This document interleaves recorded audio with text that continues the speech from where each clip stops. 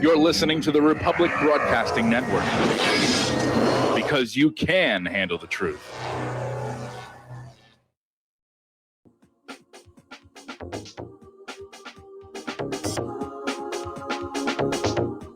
What really happened with your host, Mike Rivero. You're listening to the Republic Broadcasting Network, where you'll find out what the Fukushima's going on. And aloha, America. Welcome to our show today. It is Thursday, October 1st, 2020. Sure happy it's Thursday. Sure happy it's Thursday. Sure happy it's Thursday. We have a lot to talk about today. In fact, I got a lot of news to catch up on from the last few days. So it may be a while before we open the phone lines, because I really do want to clear out this list and get some of this stuff reported out to you here. Mike is in our control room. He's twiddling the dials, keeping us out of trouble. So let's get on into it. This has been a development regarding the Burisma Gas Holdings Corporation of Ukraine. They have admitted in court proceedings that they did, in fact, bribe then U.S. Vice President Joseph Biden and his son, Hunter Biden. The only issue left is how much the bribes were. Burisma disputes a claim that the bribes amounted to $900,000. There are indications it may have been even more money. So that is definitely going to put a new wrinkle in terms of the presidential campaign here. Now, James Comey has been testifying before the Senate Judiciary Committee. He started yesterday, and he testified under oath that he didn't know anything at all about the dossier author Christopher Steele's sources, and said that old standby excuse that we hear so much in Washington, D.C. He has no memory. He doesn't remember, can't recall. What is it about Washington, D.C. that everybody has such a poor memory? And why do we keep appointing people with such faulty memories to high positions? That's what I want to find out about now. Anyway, this was a huge whopper by Comey. He used to run the country's premier law enforcement agency, or modern day American Gestapo, depending upon your point of view. Christopher Steele's primary source, Igor Danchenko, was a Russian spy and deemed to be a threat to national security. And they took that dossier and they ran with it, and of course it was completely discredited, and they still used it to get warrants from the FISA court for Trump and various other people here. Trump is now calling for the arrest of former FBI Director James Comey, following comments that Comey made about the Russia investigation before the Senate Judiciary Committee. Comey appeared in front of the committee yesterday to take questions on his handling of the FBI's role in the Russia investigation. Replying to a tweet from D.C. journalist Paul Sperry, who noted that Comey had said the investigation had been done by the book, Trump tweeted yesterday afternoon that Comey should be arrested on the spot. Now, over at the CIA, pardon me, Director Haspel is personally blocking the declassification of their Russiagate documents. And Federalist co-founder Sean Davis reports that CIA Director Gina Haspel is blocking the release of documents which will show what actually happened with Russiagate. He said, this isn't just a scandal about Democratic projection. This is a scandal about what was a coup planned against the incoming administration at the highest levels. And I can report here tonight that these declassifications that have come out, those weren't easy to get out, and there are far more waiting to get out. This on the Tucker Carlson show last night. Unfortunately, those releases and declassifications, according to multiple sources I've talked to, are being blocked by Gina Haspel, who herself was the main link between Washington and London. Okay, now, you remember a while back, there was this big stink over the Mueller investigation where they were ordered to turn over all their government cell phones, and somehow they accidentally got erased. Something like 31 phones, I think it was. It's come on out now that the iPhones owned by the government are routinely backed up. And the indications are that the government may, in fact, have everything that was on those phones. So that's going to be embarrassing to some people. Getting onto the area of election fraud and why we should be concerned about November 3rd, multiple memory sticks and a laptop used to program the voting machines in Philadelphia have been stolen from a city warehouse. The equipment appeared to be taken this week. Officials immediately began checking to make sure none of the voting machines had been compromised, while also working to contain the fallout for fear of how Donald Trump and his allies might use the news to cast doubt on the integrity of the city's elections. I think that horse has already left the barn here. Many details surrounding the incident remained unclear Wednesday afternoon, including exactly how the equipment was taken, whether there were any suspects, and details on how the missing technology might be used. Officials said there are multiple levels of security to prevent the equipment from being used maliciously, and a police investigation is ongoing. We hope. All righty. Associated Press has issued new guidance for reporters to cover up leftist violence. And they're basically saying things like don't use the word riot, use the word disturbance, various other ways of softening the impact of what's being reported. So you've got these violent left-wing kooks roaming the streets of American City for months, terrorizing people, murdering Trump supporters, beating people to a pulp, shooting police officers, and assaulting people in their vehicles. But you wouldn't know any of this if you consume news exclusively from the corporate media, because the corporate media doesn't want you to know about it. And apparently they really think they succeeded, or we wouldn't have had that ridiculous exchange Tuesday night about white supremacists being behind all the violence. Okay, remember a while ago when 2 Los Angeles County Sheriff's Department deputies were shot in this ambush attack in Compton? This happened on September 13th. And they have finally arrested a suspect. He's a gang member, Deontay Lee Murray, and he's charged with the attempted murder of 2 LA County Sheriff's deputies in the ambush shooting. So they finally managed to track the guy down. All righty. Getting into COVID-19 here, Fox News, conservative media, and independent media get it wrong when reporting CDC fatality data. They're off by 2 orders of magnitude. And if you click on that story at whatreallyhappened.com, you'll see a screenshot from Fox News where they are. Somebody forgot when you go from percentage to real numbers, there's an additional 2 zeros in there that you have to take account for. So once again, the mathematical idiocy and scientific ignorance of Fox News has emerged to push totally fake news about COVID-19 fatalities, wildly misreporting the CDC's latest data on COVID-19. All righty. Now, Dr. Yeadon, who's a Pfizer executive, he decries false positives in the testing programs, which have been a real problem. And for the second wave, he says it's a fraud. Now, how many experts who haven't been compromised do you need to hear before you believe the truth? And what's that old saying? It's easier to fool people than to convince them they have been fooled. Okay, the Washington Post has admitted school openings have not caused widespread outbreaks of COVID-19. All right, getting over to the vaccine trial participants, 2 of them have come down with what's called myelitis, transverse myelitis. And it turns out it's actually a fairly common vaccine injury. So and Oxford University are trying to downplay this because it caused their clinical trials in 5 countries to come to a screeching halt earlier in September. But it is a known adverse reaction to vaccines.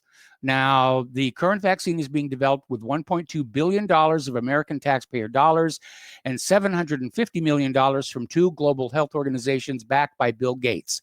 After a British participant was given a second dose of the vaccine, she experienced the very serious adverse event, transverse myelitis, or TM, which is associated with muscle weakness, paralysis, pain, and problems with the bladder and bowels. 2/3 of those who have it will remain permanently disabled.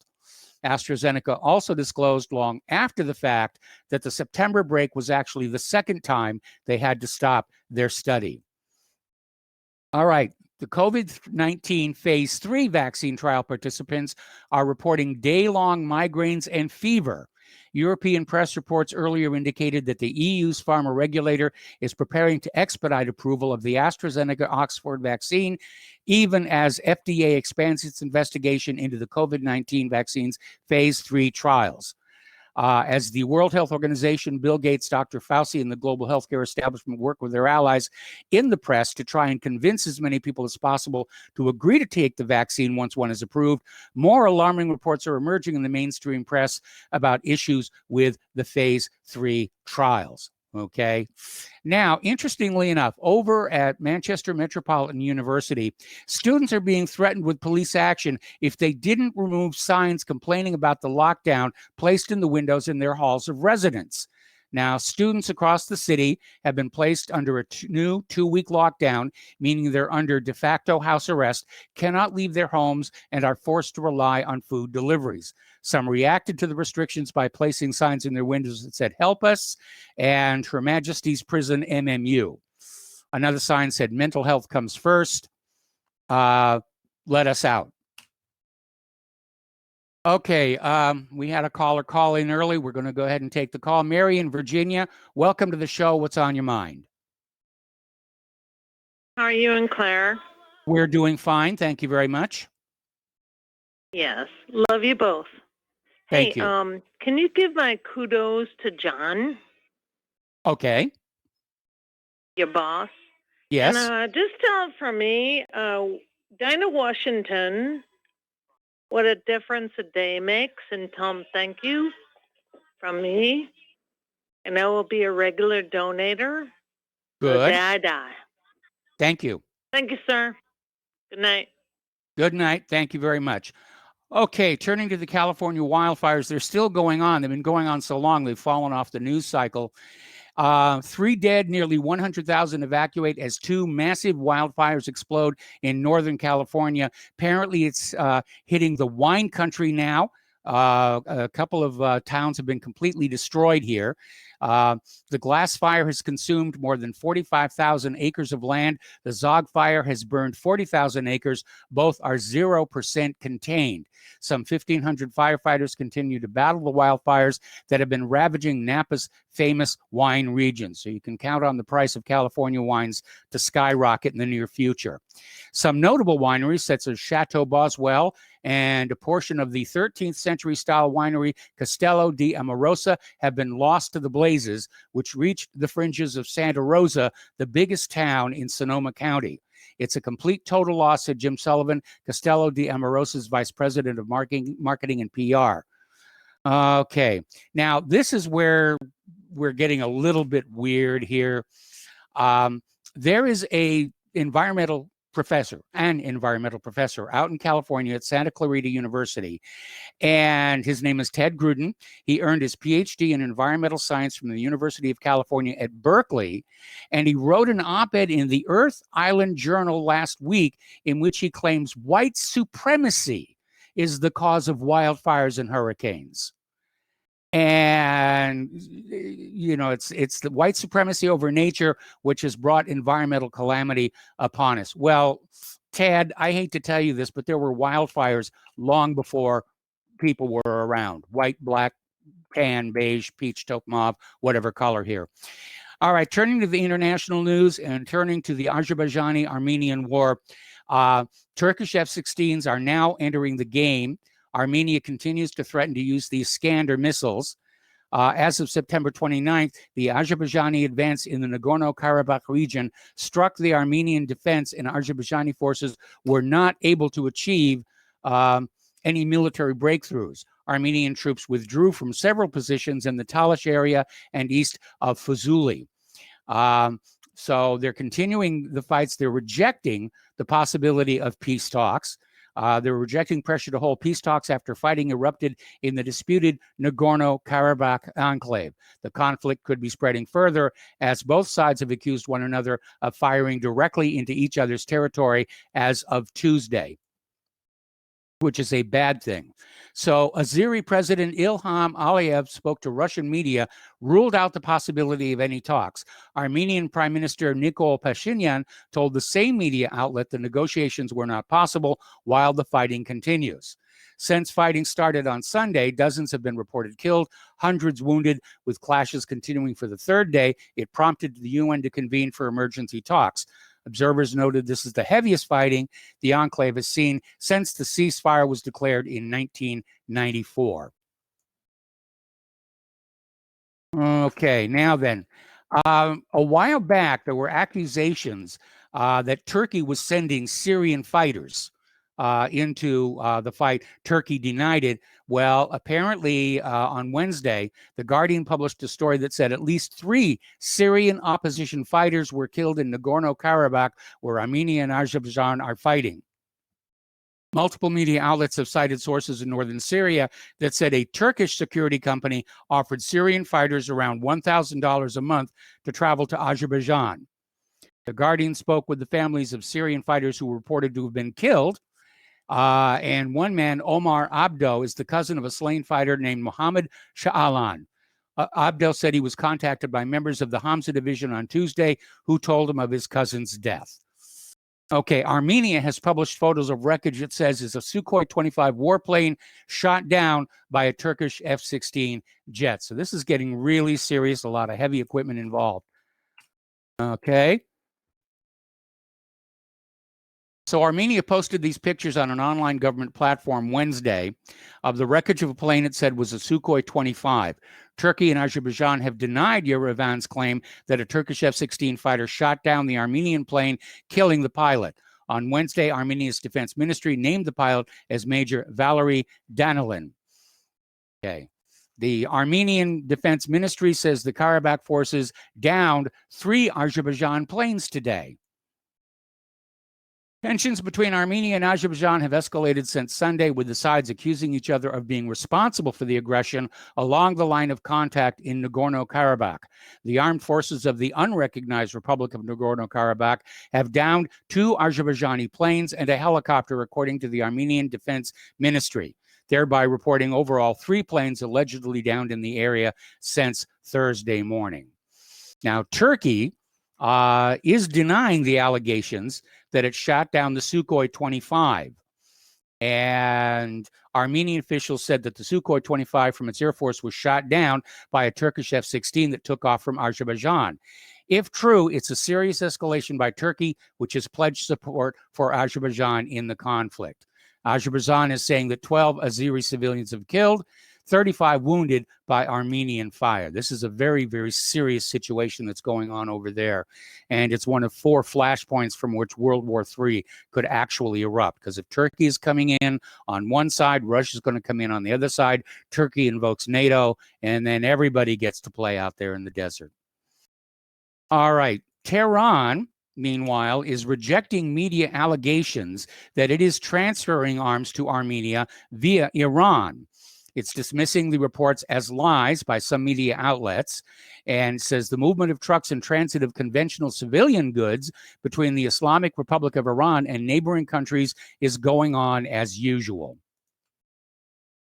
However, he said, in addition to closely monitoring and controlling the movements and transits of goods to other countries, Iran does not allow the use of its soil for the transfer of weapons and ammunition. Over in Iraq, things are heating up there.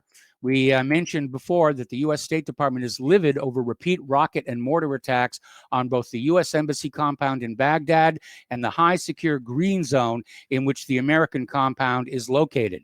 This resulted in U.S. officials signaling at the start of this week they're mulling shuttering the embassy altogether and calling all diplomatic personnel home. Multiple reports say preparations for just such a retreat are underway, which strongly suggests bigger U.S. military intervention will follow. Oh, goody, another Iraq war. That's when things were getting boring. Not only was there weekend fire on the U.S. Embassy area, but a Monday attack on Baghdad's international airport, which also hosts Western military advisory forces, killed 5 Iraqi civilians when a rocket slammed into their house on the edge of the airport. The U.S. is demanding Iraq immediately act against the militias. The State Department has declared itself outraged over the Monday rocket attack at the Baghdad airport, and the U.S. is demanding Iraq take immediate action against the militias.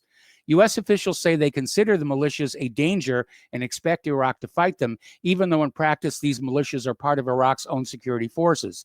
Iraq has struggled to exert control over the militias for years. Now, according to Russia's defense minister, Shoigu, Russia is responsible for wiping out ISIS in Syria. And he made this statement on the 5th anniversary of Moscow's intervention. And he said, basically, thanks to Russian forces, the Islamic State in Syria has been defeated. And Shoigu claimed more than 133,000 terrorists had been killed in the country over the past 5 years. Okay, we got to take a break for commercial, and we'll be back with more news after these two words.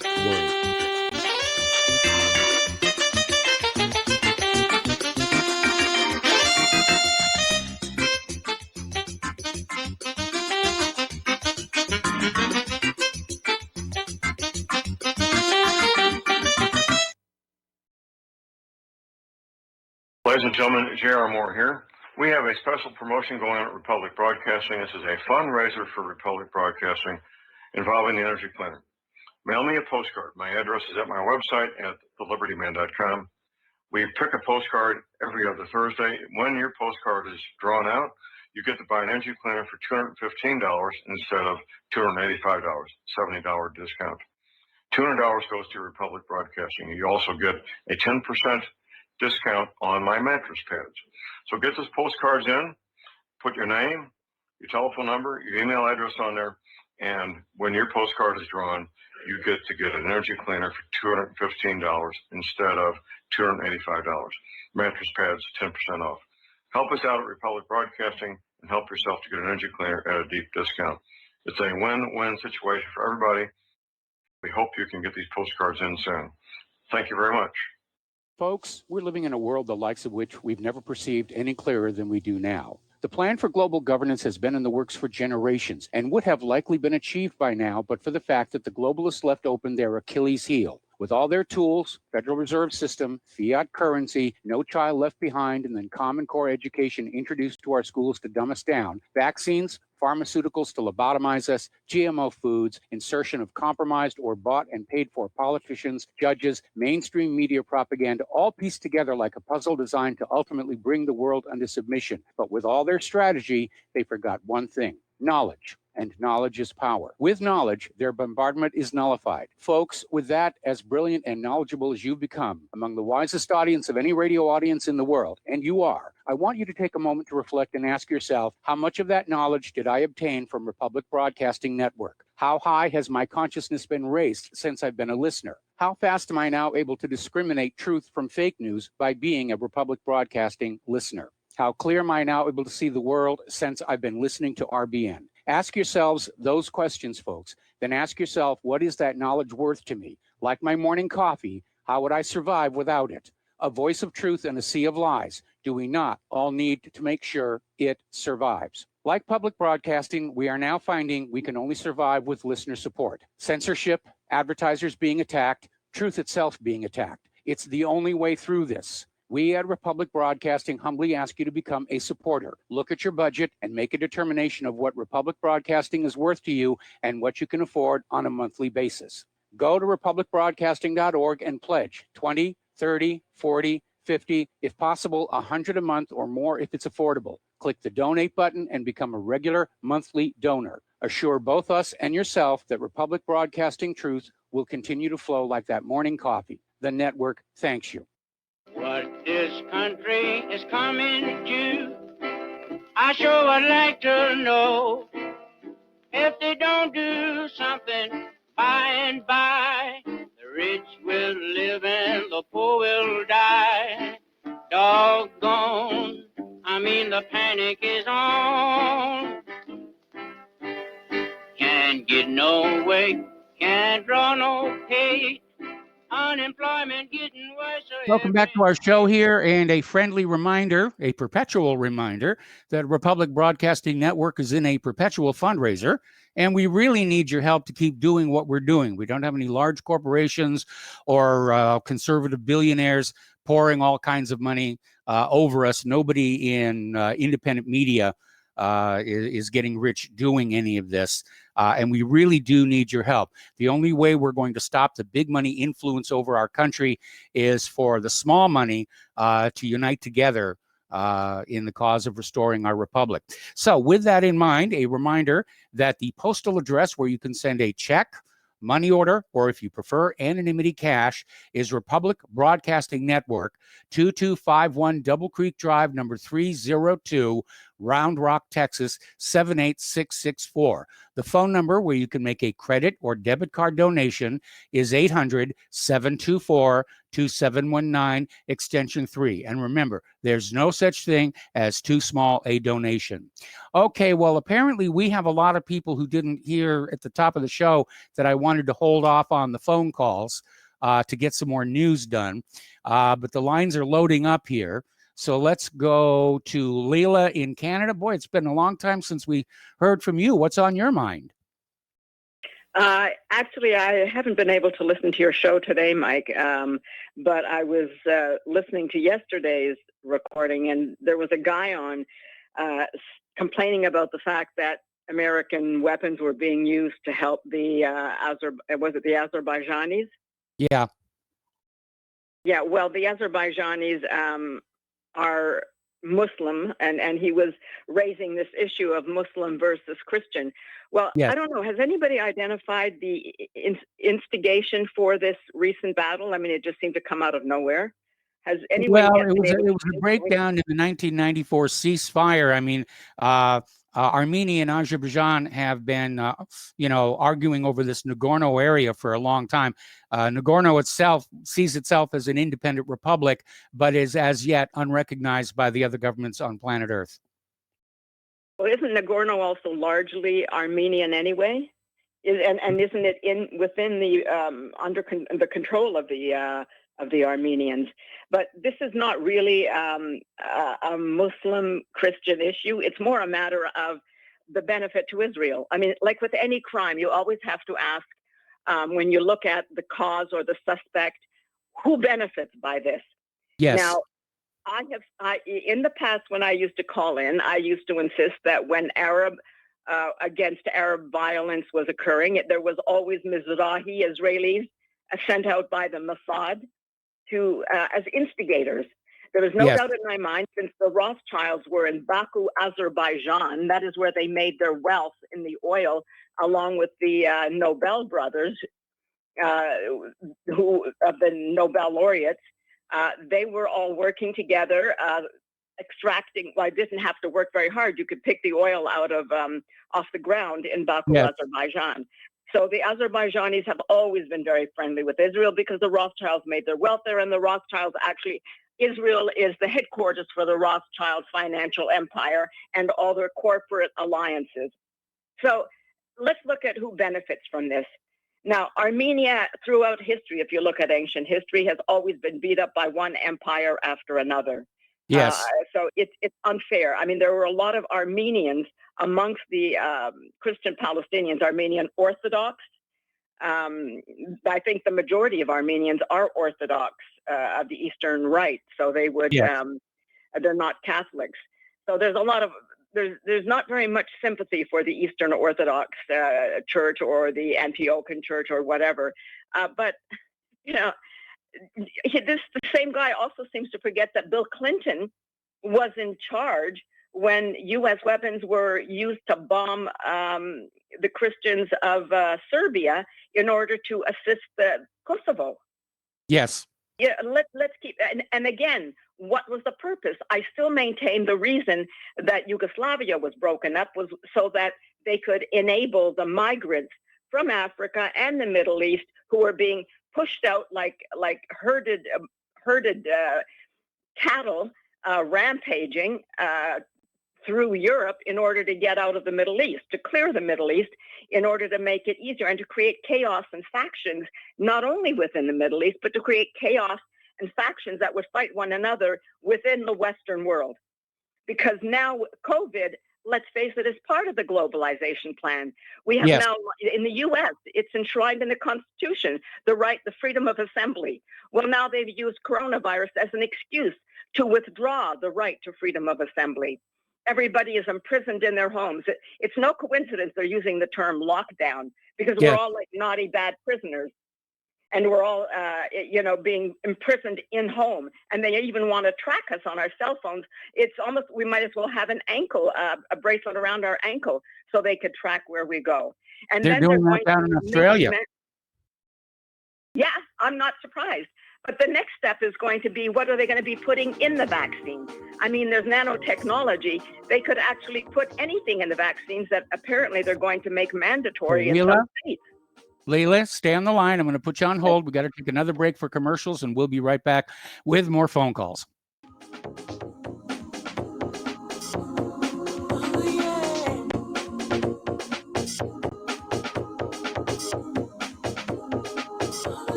You are tuned in to the Republic Broadcasting Network. Visit our website by going to republicbroadcasting.org.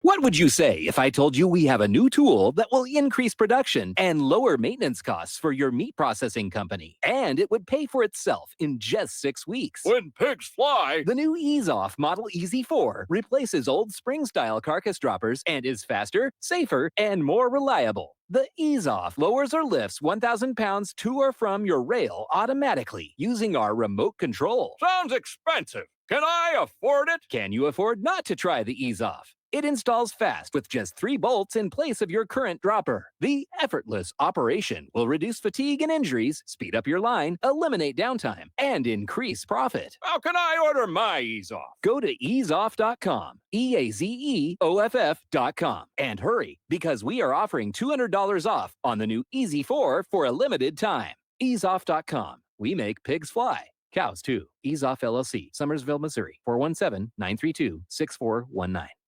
Hello, I'm Dr. Leonard Horowitz. I was right 30 years ago in warning the world about threatening lab virus outbreaks, AIDS, and Ebola. I was right 20 years ago when FBI Director Robert Mueller made me a suspect in the anthrax mailings because I warned the Bureau before the CIA's biocrime and Cipro sales psyops happened. I was right about COVID-19 being an AIDS-laced mutagen planned to resurge this fall to excuse officials' profitable depopulation globalization agendas. And I was right about the only safeguards being antioxidants and holy spiritual sustenance. Vitamin C, D, zinc, chlorophyll, oxygen, and oxysilver especially transmits the frequency resonance to neutralize the expanded function bioweapon. Oxysilver is a double superconductor of the healing power of love. It is the first nutraceutical invented to amplify prayer power and the faithful, loving intention of your heart. Buy, try, and stockpile Oxysilver through healthyworldstore.com. Extend your life with Extendovite. Extendovite really works. Here are some reviews from Amazon.com. Nikki, great product. Have to try it for a few months to see results. After taking Extendovite for about 6 months, I have noticed improvement on the numbness of my hands and wrists from carpal tunnel. I will continue to buy the product. Ken Peaks, 5 out of 5 stars. Works as advertised. This formula is very powerful. Be careful to follow directions. I am feeling much better. My heart rate and blood pressure has stabilized and my lower edema has reduced. Lower leg pain due to blood clots has disappeared. Thank you. To order, call 1-877-928-8822. That's 1-877-928-8822 or visit our website at heartdrop.com. Extend your life with Extendovite. Some are maxed out all their credit cards. Some are working 2 jobs and living in cars. Minimum wage won't pay for a roof, won't pay for a drink. If you gotta have proof, just try it yourself, Mr. CEO. See how far $5.15 an hour will go. Take a part-time job at one of your stores. I bet you can't make it here anymore. Welcome back to our show here. We're talking with Leila in Canada. And Leila, I think you had one more thing you wanted to share with us. Yeah, I think that the vaccines are going to be the final stage of turning people into robotic and totally compliant, terrified individuals who no longer know how to think and will be obedient. I mean, they need robots on this planet, but they haven't got the energy sources for robots, whereas humans have the mitochondrion where we generate our own energy. So the best thing is you just remove the capacity to think and question, and then you turn them into your army of robots. And I think the vaccine is going to be made mandatory, and that's going to be the ultimate step in turning us into just a planet of subservient and utterly compliant and unquestioning, obedient puppets and robots.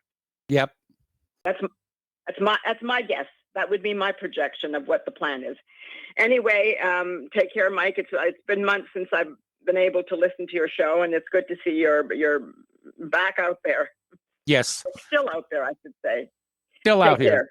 Pushing as hard as I can. All right. Thank you for the phone call. We're going to switch over to Mo in Florida. Hello, Mo. Welcome to the show. What's on your mind today? Hi, Michael. I'll try to be quick here because you say you got a lot of people waiting on the phone. So, first of all, that's a smart lady. Yes. I mean, she should have her own show. But I was just thinking. I know it's easy to Monday morning quarterback with the debates.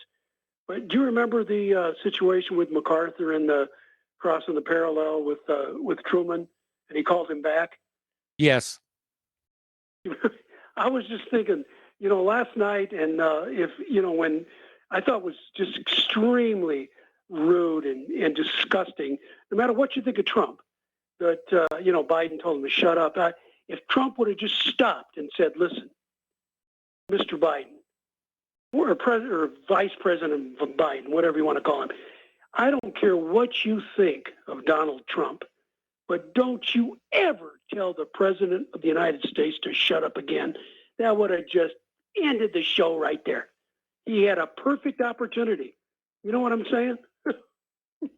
I don't know that would have gone over that well with the viewing audience, which, by the way, was about 73 million, not quite the 100 million they were expecting. I think Trump needs to avoid anything that makes him look tyrannical and dictatorial. Biden, of course, stepped into that when he said, I am the Democratic Party. And I think he alienated a lot of the party with that statement. Yeah, but what I'm saying is you're separating the Truman was saying, I don't care what you think. He told MacArthur, I don't care. MacArthher showed up late for the meeting with all his medals. He thought he had the populace behind him. He was this, general that thought he didn't have to listen to his commander in chief.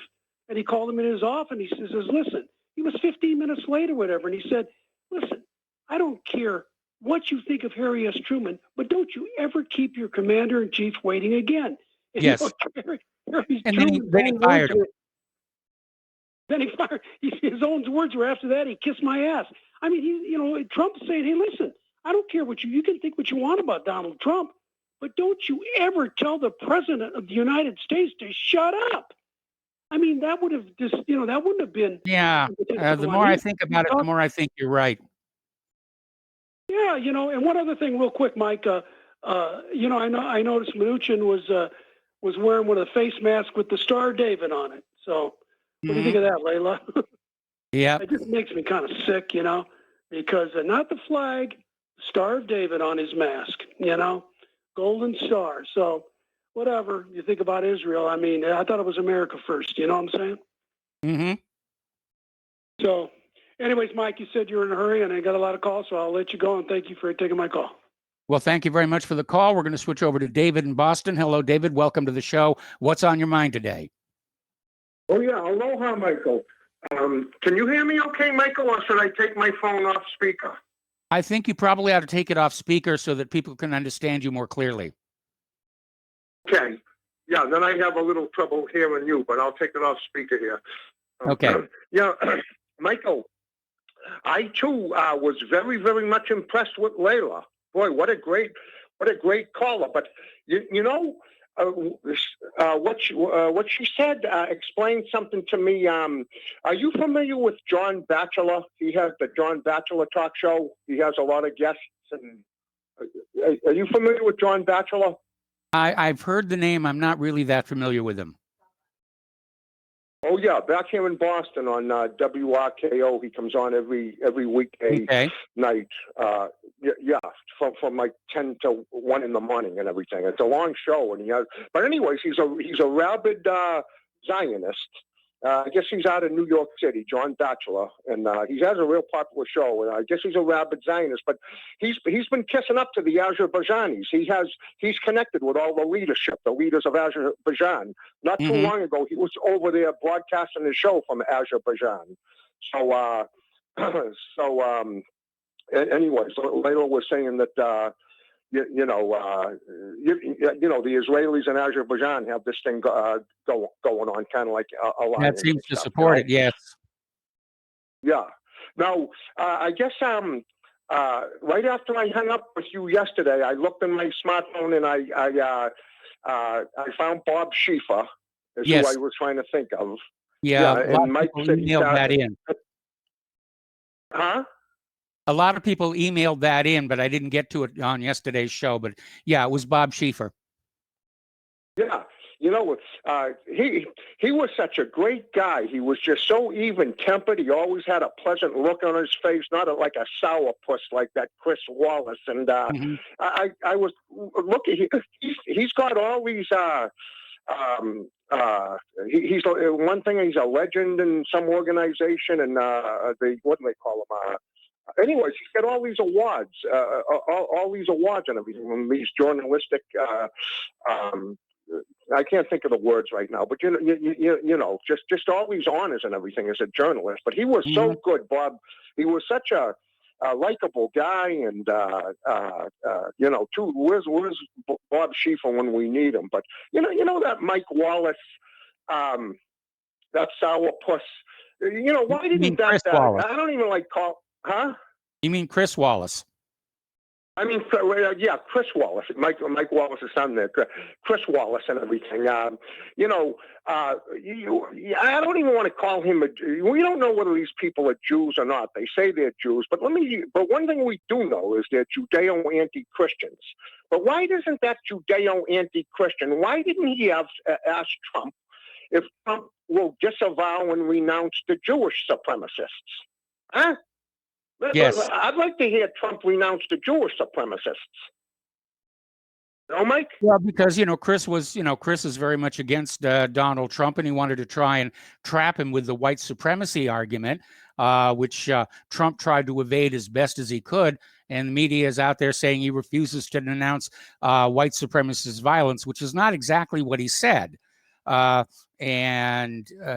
still trying to push that one out there.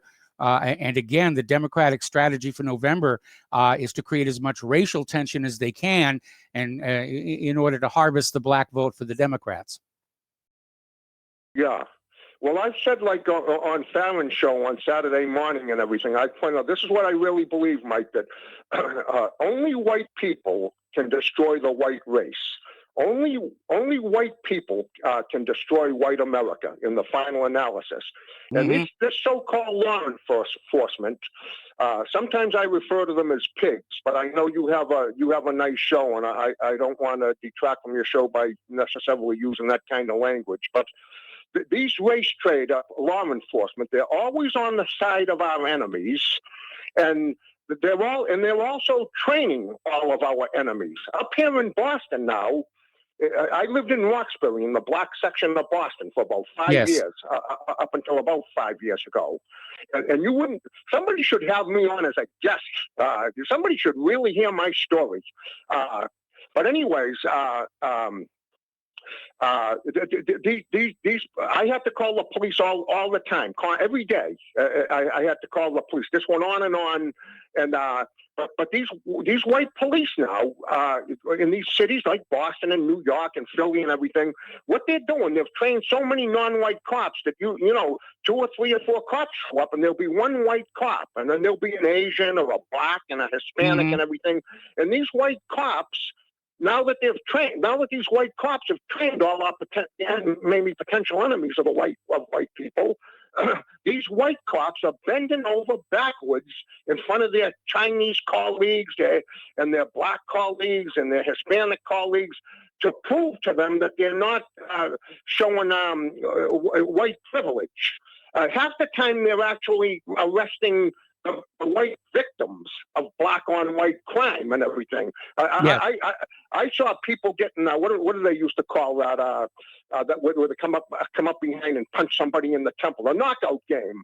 Yeah, the knockout game. These blacks punching people, and the cops show up, and the black is all he called me the N-word, and the pigs wind up actually arresting the victim of the crime. It's insane, but like I say, I'll close with this, Mike. But we can only be destroyed by white people and this white femme scum, these white race trader pigs, and all our enemies. I'll say it again: all our enemies are associated with the color blue. The blue states, the blue mayors, the blue governors, and these blue race trader pigs, and ultimately these blue helmeted United Nations troops, and that damn Israeli flag with the blue Star of David, and the two blue rivers, and I'll close with this one last statement, Mike. It's a little play on words. Maybe I'm being a white polemicist when I say this, but our founding fathers, the original patriots in Boston, okay? Mm-hmm. Their struggle was with Great Britain and the United Kingdom. Okay? Yes. Our original patriots back in 1775, 1776. Their struggle was with Great Britain and the United Kingdom. But I want to tell you, our struggle is with Great Satan and the United Nations. It's not with Great Britain and the United Kingdom. Now we're up against Great Satan and the United Nations. And with that, I wish you all Godspeed, because you're going to need it. Well, thank you for the phone call. We're going to switch over to Judy in Minnesota. Hello, Judy. Thank you for waiting. What's on your mind today? Thank you, Michael. I am so happy to be able to talk to you. I've been a listener for 8 years. Your voice is the last I listen to every night before I go to bed. And Monday through Friday, that is. Yes, I was going to say. But I would like to know if anyone there, your caller audience or you, noticed that there was no American flag on stage during the debate on Tuesday night. I did notice that. And more than that, I noticed that the backdrop for the candidates was from the Declaration of Independence, and right at eye level, right parallel with the heads of the two candidates, was the most important line in the Declaration of Independence, that whenever any form of government becomes destructive of these ends, it is the right of the people to alter or abolish it. And I was thinking, whoa, talk about irony right there. Yes. Yep. Well, I just thought that was very interesting, so I thought I'd bring that up. Okay. Anything else? No, I just thought also that maybe some of your callers might have some insight into that we don't know. All right. Well, thank you for the phone call. We're going to switch over to Bruce in Texas. Hello, Bruce. Welcome to the show. What's on your mind? Yeah. Hello, Mike. This may not seem as serious a topic as some of the others we've heard discussed, but I think it's a reflection on society, and actually it may be of importance when you think about it. I remember Larry Bird playing basketball, and then you had Michael Jordan, and each year, these are superstars. They're very talented people. They had drive and they had discipline to win, And every year the ratings would go up, the sport became more popular, and now you have LeBron James, who some say is probably the best. I'll argue that between Michael Jordan. That's for a sports show. But he is a superstar, and I expected a fall in the ratings, but the overnights came out. It was reported on Yahoo Sports that the ratings for the Game 1 of the 2020 NBA Finals fell 50% over last year. Yes. 50%.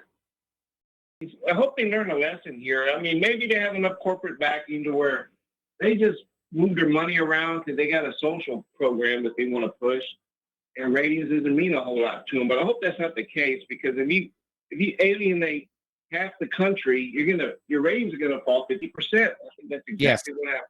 That's exactly what happened. Sports is supposed to be about sports and not politics. And a lot of people have been very turned off by all of these sports stars. And that's all they are. They're athletes. All of a sudden getting up and lecturing us on whether we should stand or kneel for the national anthem and various other woke issues right now. And that's not why people go to sports. They go to sports to be distracted, to be entertained, to have a good time. And if they're not going to get that, if there's going to be an effort there to make them feel guilty about being who they are, they're not going to show up again. Yeah, if LeBron James or Colin Kaepernick or anybody, they say what they want on their own time, start a foundation, run for office, all I care. And to me, I'd still watch them. But when they push it in your face like this, and it's not just the athletes now. Last year, or maybe 2 years ago, it was. Now it's Black Lives Matter on the court, Black Lives Matter before the game, and then you have these commercials from Madison Avenue, which push race mixing, and I think that should be an individual's choice, and it should reflect the population. But if you watch the commercials, you think every couple was a black man and a white woman. I mean, it's so ridiculous, and I hope it all crashes and burns on them. I think it's in the process of doing that, and we're seeing the same thing. Coming out of the entertainment industry as a whole, where everything that's coming on out, it's no longer about fun and entertainment and distraction and good story. Everything seems to have a lecture embedded in it about how we should all be woke and, black people are oppressed and white people are the oppressors and, they're all bad and so forth and so on. And again, that's not why we tune in. And that's probably one of the reasons why the entertainment industry's ratings are falling. Anyway, Bruce, we got to let you go. We got to take a break for commercials. We have more callers waiting on the line, and we will be right back.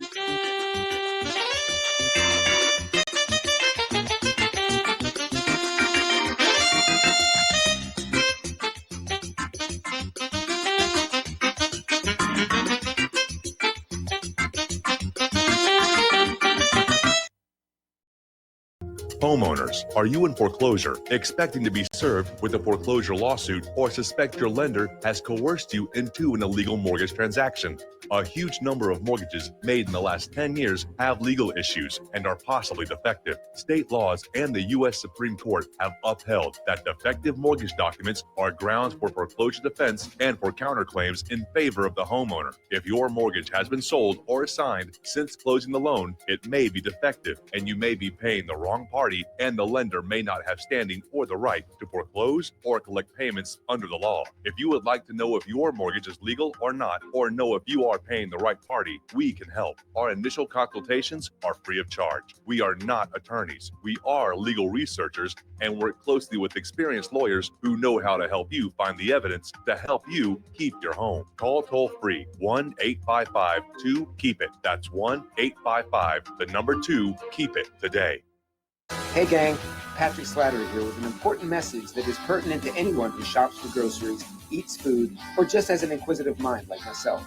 What I'm about to introduce you to is a segment of our food culture that has been kept so low profile to the American public that virtually no one is aware of how dominant it is on our refrigerator and cupboard shelves. What I'm talking about is the kosher certification industry and the new app, Koshertified, that delivers a comprehensive education on all aspects regarding this little-known practice. After reviewing this app, I found that it is useful for practically anyone who purchases food, regardless of their religious faith or identity. Its database of products not kosher certified is a win-win convenience for all food-conscious people. So why not check out the kosherquestion.com or click on the link at nationalbugle.com and see how modifying your grocery shopping with the Koshertified app can make a huge difference for your future. Corporate media dominates the American opinion. Finding independent voices that counter this avalanche is becoming increasingly difficult. With the endless corruption running rampant throughout our government, independent voices are needed more than ever to battle the offensive against our freedoms and liberties. As a listener of RBN, no one understands this concept better than you.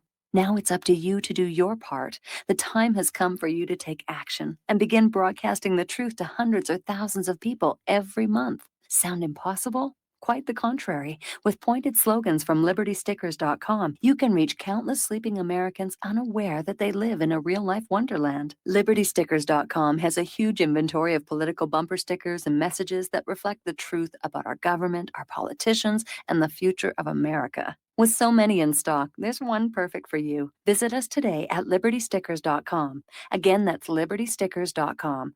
Do your part. Your voice is important. Let it be heard. We will not go down in the night without a fight. You can burn up our mosques and our homes and our schools, but our spirit will never die. We will not go down in Gaza tonight. Women. Welcome back to our show here. We're going to go back to the phones to Mark in North Carolina. Hello, Mark. Welcome to the show. What's on your mind today? Hey, Mike. Yeah, I just want to. I'm glad that Layla is back. Yes, and me I'm too. right with her. You said about the vaccines, what they really want to do. We better be prepared to fight. I wish people would not be so carried away with the race thing. I mean, even some of the callers here.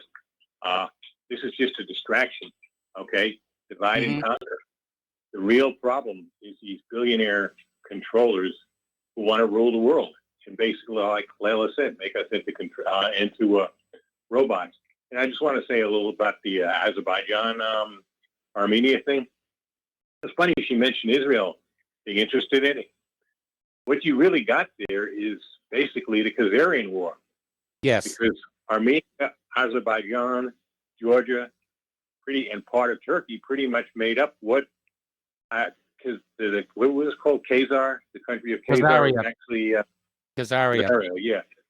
I watched this thing, Kings and Generals, on YouTube. It's a series. They show different regions of certain people and all that.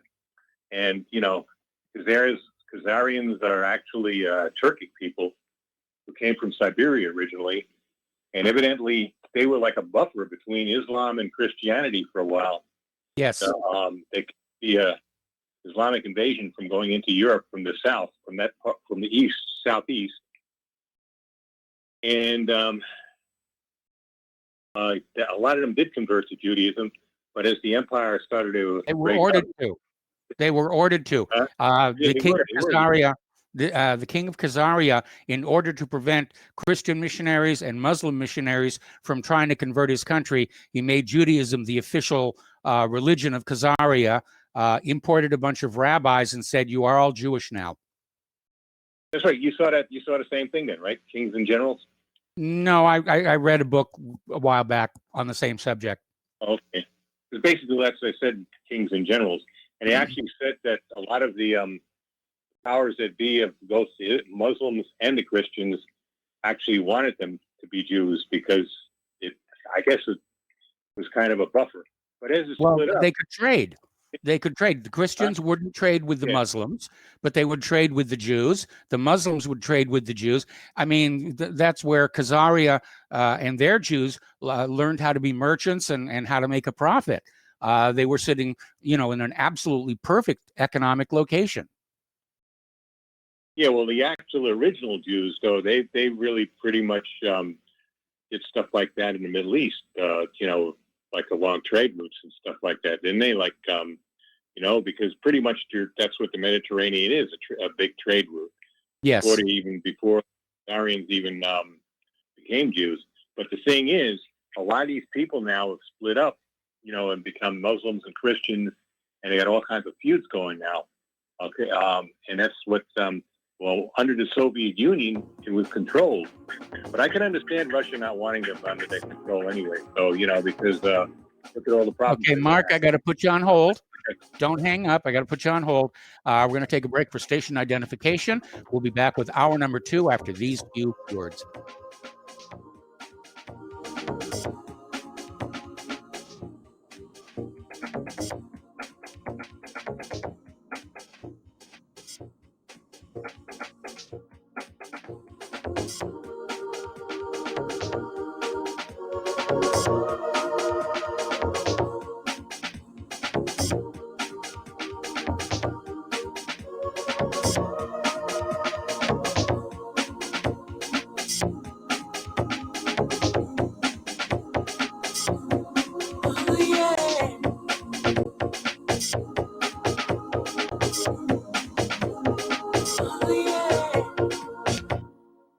What would you say if I told you we have a new tool that will increase production and lower maintenance costs for your meat processing company? And it would pay for itself in just 6 weeks. When pigs fly, The new Ease Off Model Easy 4 replaces old spring-style carcass droppers and is faster, safer, and more reliable. The Ease Off lowers or lifts 1,000 pounds to or from your rail automatically using our remote control. sounds expensive. Can I afford it? Can you afford not to try the Ease Off? It installs fast with just 3 bolts in place of your current dropper. The effortless operation will reduce fatigue and injuries, speed up your line, eliminate downtime, and increase profit. How can I order my Ease Off? Go to easeoff.com, EAZEOFF.com, and hurry because we are offering $200 off on the new Easy 4 for a limited time. Easeoff.com. We make pigs fly. Cows too. Ease Off LLC, Summersville, Missouri, 417-932-6419. You're listening to Republic Broadcasting Network because you can handle the truth.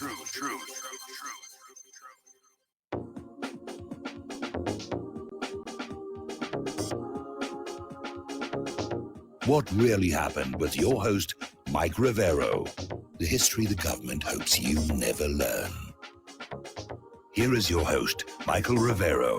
Welcome back to our show. Hour number 2, we're talking with Mark in North Carolina. And Mark, you had one more thing you wanted to share with us. Yeah, when I was a kid, I grew up in Upper Manhattan, and there were a lot of people of Greek and Armenian ancestry, many of them like first generation. And all I remember is how they hated the Turks. Oh man, they hated Turks. They hated Turks. And I guess this is all now. This is a pot that's brewing now, and I guess I can understand in a way why the Soviet Union maybe did break up, because they didn't want to be responsible. Once they got rid of communism, they didn't want to be responsible for having to keep the peace in that place. You know what I mean? And if you notice, the United States and Russia are actually in the same side right now. They're basically backing Armenia, which is and France also. But this has all the markings of a possible cluster. You know what? You know? Yeah, absolutely. You know? Yeah, all right. You take it easy, Mike, right? All right, thanks an awful lot. Thanks for the phone call. We're going to switch over to Peter in Los Angeles. Hello, Peter. Welcome to the show. What's on your mind? Hi, Mike. I got shut up yesterday. We had a power outage here, but listen, I wanted to just add something briefly to what. One of those rolling blackouts? No, actually, this one was not. But it's California's so pathetic. It might have been. But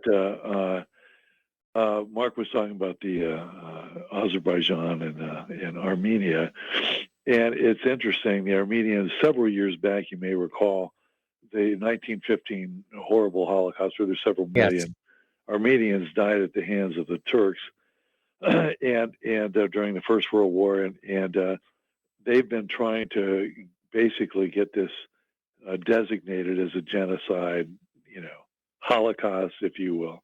And, of course, for years, Israel is screaming intellectual property lawsuits. That's right, exactly. Israel wouldn't have it, and the Jews wouldn't have it because they wouldn't recognize anybody else's misfortune if it had competed with their own. Yes. And so it's interesting that they're now backing Azerbaijan. But I wanted to say that about the debates. That on full display there was how controlled we are. Here we have two candidates who are rabidly pro-Israel, right? Yes. One who at least is not selling out his own, has enough justice in his heart to see that this whole thing about white supremacists is bullshit, is bullcrap. And the other one absolutely will not. And it was interesting that after 110 days of steady rioting and burning and looting and beatings and dragging people out of cars, as you talked about earlier on that one article, that Chris Wallace, who is, by the way, very Jewish, as was his father, very pro-Israel, managed to pull up the Charlottesville, which itself was an Antifa thing, and itself, just like they're saying, was now all these riots are mostly peaceful. Well, back then they pinned it on white supremacists, and it was not. It was chinned up by Antifa back then as well. But and then he Biden comes out and says, well, Antifa, it's an intellectual concept. It's an ideology, and it's not an organization. And Trump Hillary's said, calling well, it a that theological concept. Yes, yeah, that's their fallback thing.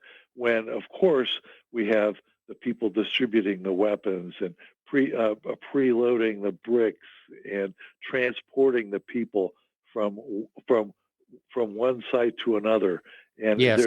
there's an organization. And by the way, you go to Antifa and they link with Biden. Yes. Right to his presidential campaign thing. You go to their website, it goes right to Biden.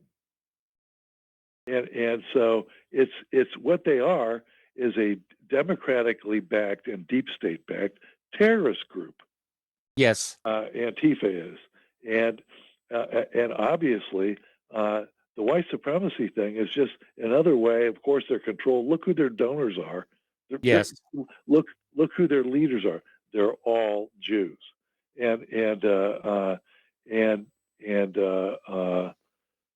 look who their targets are. And look who the media and the Democratic Party is able to deflect and is trying to deflect.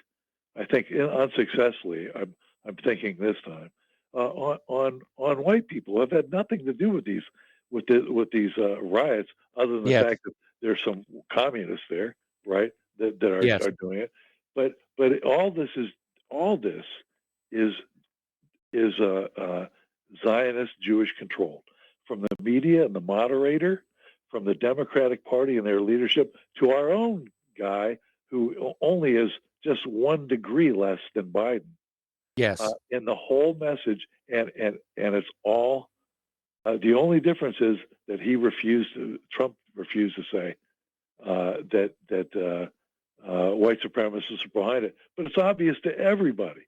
And if he had come out and said, that's just complete crap, look who's doing this, and look who Antifa is, and you're taking 110 days of rioting with more damage than any riots in the history of America, and there's no organization behind it. When there's arrests, there's film, there's everything.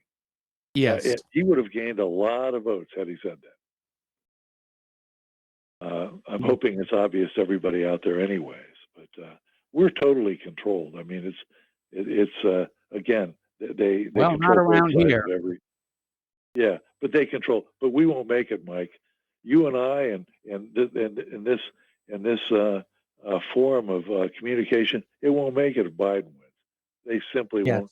They'll send us to jail. We'll be lucky if we avoid jail. Let me put it to you that way. But we won't be able to say this. But it's right in your face, and the divide and conquer thing that is apparent. That's what they've been doing all along. The bludgeon is Black Lives Matter is the enraged and misinformed, purposely, Black community, misinformed by the Jews, and used as a bludgeon against the whites. And they've been doing it for years to divide and conquer, as Mark just said. They've been doing it for years. In the end, it's all these Zionist Jewish billionaires that own us all, from the Federal Reserve to George Soros to Haim Saban to all on and on. 18 of the top 20 donors for the Democrats, the top 5 donors for the Republicans, on and on and on. And that's really what this is all about. And it's interesting just to see the minor deviations, that are here, that are allowed. And thankfully, Trump, there is a minor deviation. We better go with that, because that's the best we got. Okay. All right. Well, thank you for the phone call, Peter. We're going to let you go and switch over to Steve in West Virginia. Hello, Steve. Welcome to the show. What's on your mind today? Yeah, hi, Mike. Hey, listen, the guy that calls in from Massachusetts. Yes. Dave, I think that's his name. David, he yes. could fill in for Yeah, he can fill in for Chumley on Tennessee Tuxedo. He sounds just like that guy. Anyways, now let's refrain from personal attacks, okay? I'm trying to learn from Chris Wallace's mistakes. Yeah, it's not an attack. It's just his voice sounds the same. Is what I'm trying to say. Okay. Anyways, real quick here. The thing with Biden and the bar is set so low for him that's all he did. He just exceeded the bar. And what I was going to say is that he's completely faking the senility or whatever they call that. What's that illness? Dementia associated with it. Yeah, I can't see any reason for him to be faking that. I think. Oh, I can because then they can't go after him with the Ukraine and China stuff. Sure they stole our can. money. Sure they can. I mean, the fact that he's got dementia is no reason not to focus on Burisma. They can't go after him while he's running for president. They're not going to be able to go after him until after the election. So, anyways, if you understand how dementia works, the people they're good in the morning and in the afternoon and late at night they fall apart. So I think the dementia thing's an act, and because they could have picked a way better candidate than him. Bernie Sanders would have done 10 times better than Biden. I agree. I absolutely agree. Or Tulsi Gabbard. So why did they pick Biden then? Because he's going to be easy to control. Oh, Bernie Sanders took a fall. I mean, he threw the fight. He'd be easy to control too. I don't think he deliberately took a fall. I think he got cheated by Hillary. You don't think he got? I mean, all of a sudden he's got another $400,000 or $500,000 house, and I think he took a fall on purpose, Mike. Anyway, I think he was cheated and he was paid off to not complain. That's what I think. Okay, anyways, well, that's the same thing. Okay, well, Steve, thanks a lot for the phone call. We're loaded up on the phone lines. Let's switch to Fred in Iowa. Hello, Fred. Welcome to the show. What's on your mind? Divide and conquer. Mark in North Carolina and Peter in Los Angeles covered it more articulately than I probably will. But I would direct the listeners' attention to the banner of RBN to Dr. Ben Carson. Race is being manipulated to create chaos and divide America, and read the whole article. Now, the call screener asked me what I was going to talk about. Do you know what I'm going to talk about? Well, I've got a note here in the little text window saying you wanted to talk about Rome. Okay. Rome, when the church and the state was together under the Caesars, so at the football stadium, the Colosseum. Yeah. What if the gladiators would have got down on their knees and asked for mercy? That would have saved a lot of Christians that were slaughtered and fed to the lions and killed for years.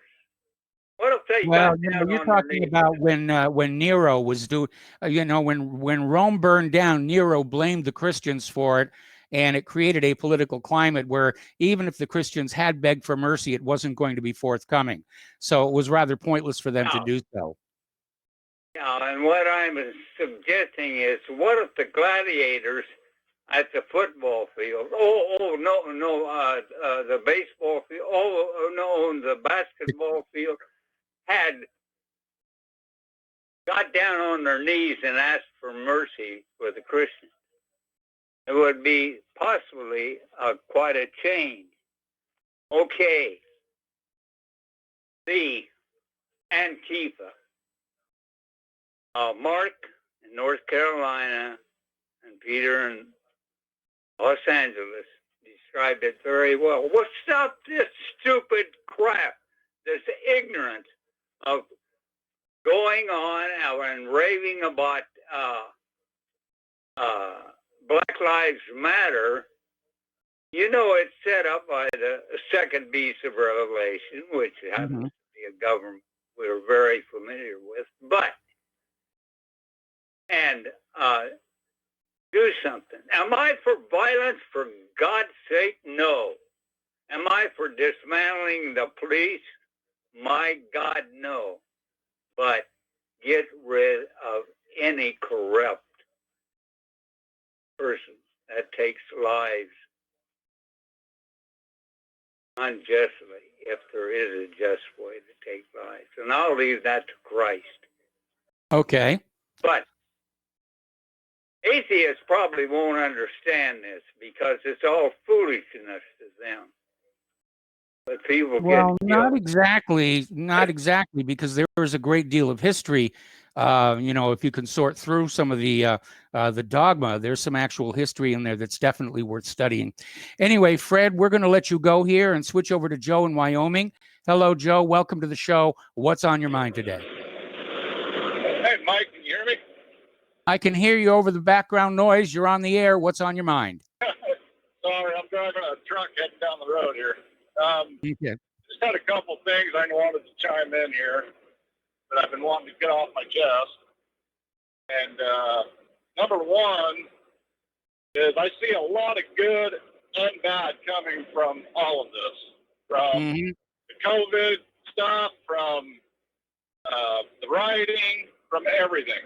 Okay, so the good coming out of it that I can see is the globalists trying to create all of this chaos have also managed to, number one, wake a lot of people up. There's a lot of people that for years and years, you and I and other people have tried to tell them through radio, through YouTube, through anything, any means necessary to try and let them know what was happening. Okay? And they wouldn't listen. Just like when I'm young, I'm a teenager, and my dad's trying to tell me something, and I just goes in one ear out the other, and I don't understand it until I experience it. And so I think what's happening is there's so many people waking up. That's a good thing. And so at the same time, you have all these people that are fearful of everything going on, and so they try to pick a side. So you've got good and bad coming from the pandemic itself. Yes. And I think in the end, what's going to happen is you're going to have a very possible revolution between the two. And I don't necessarily see that as a bad thing, just because, I mean, you and I both know this was bound to happen at some point. Yes, sadly. And I think it's really the only way people are going to wake up. You don't know peace until you've had suffering. And most people in this country, for the most part, have not experienced true suffering. Well, they're about the reason to. I say that is because they've had, they're about to. And most people in this country have had access to some sort of food, whether it's fast food, whether it's gardens, whether it's water in the tap, it doesn't matter. We've all had access to some sort of nutrition. Where in a lot of other countries, there's people that they go long periods of time without that nutrition. You know what I mean? And so I think people are about to experience a very cruel death to starve to death. Yeah, and it's going to wake people up. I think that's the point it's going to have to get to. And it's already happening with them coming out of their comfort zones with all this stuff going on, wearing a mask, worrying about vaccinations, everything. Okay? So number two for me that I wanted to talk about is the police situation. Ammon Bundy had a speech a little while ago where he was talking about BLM asking him to speak about defunding the police. Okay, and I actually agreed with him on this point. Police hired by the state are immune. They're never held accountable. If they do it, if they shoot and kill somebody, it's a slap on the wrist, usually with paid leave. Okay, that's state-hired police. So what I think needs to happen is, yes, we need to defund the police. They are, most of them, I shouldn't say most, a lot of them are corrupt. But most of them, if not all of them, are ruled by governors, mayors, people for the state. Okay? Yes. They're not held accountable by the people like a sheriff is. So I think we need to get back to a sheriff-run system where they are elected and hire deputies. I see what you're saying here. All right. Well, Joe, thank you very much. We're going to have to let you go for a break and commercials, and we'll be back after these few words.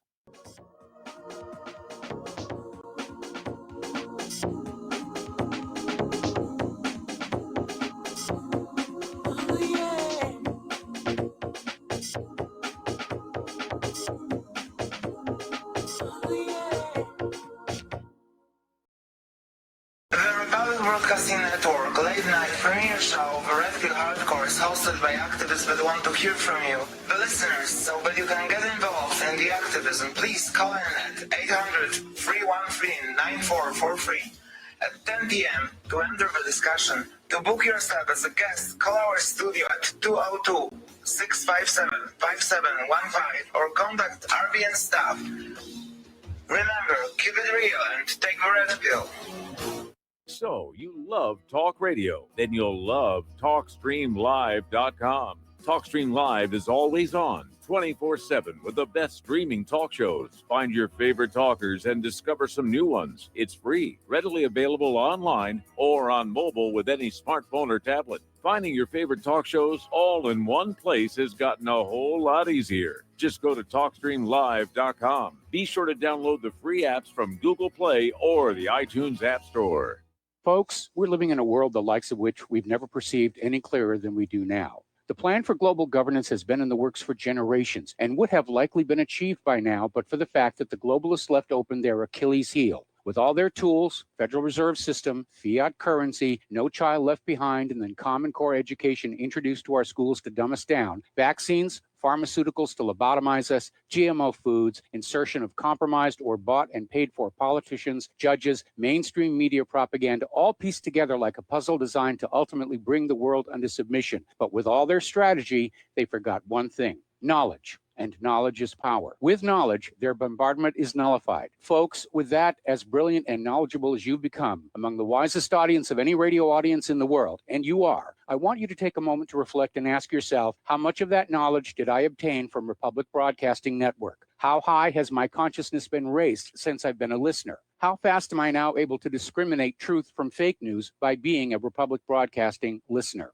How clear am I now able to see the world since I've been listening to RBN? Ask yourselves those questions, folks. Then ask yourself, what is that knowledge worth to me? Like my morning coffee, how would I survive without it? A voice of truth in a sea of lies. Do we not all need to make sure it survives? Like public broadcasting, we are now finding we can only survive with listener support. Censorship, advertisers being attacked, truth itself being attacked. It's the only way through this. We at Republic Broadcasting humbly ask you to become a supporter. Look at your budget and make a determination of what Republic Broadcasting is worth to you and what you can afford on a monthly basis. Go to republicbroadcasting.org and pledge 20, 30, 40, 50, if possible, 100 a month or more if it's affordable. Click the donate button and become a regular monthly donor. Assure both us and yourself that Republic Broadcasting truth will continue to flow like that morning coffee. The network, thank you.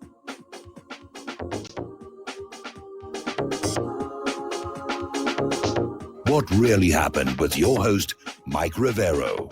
Visit us online at whatreallyhappened.com.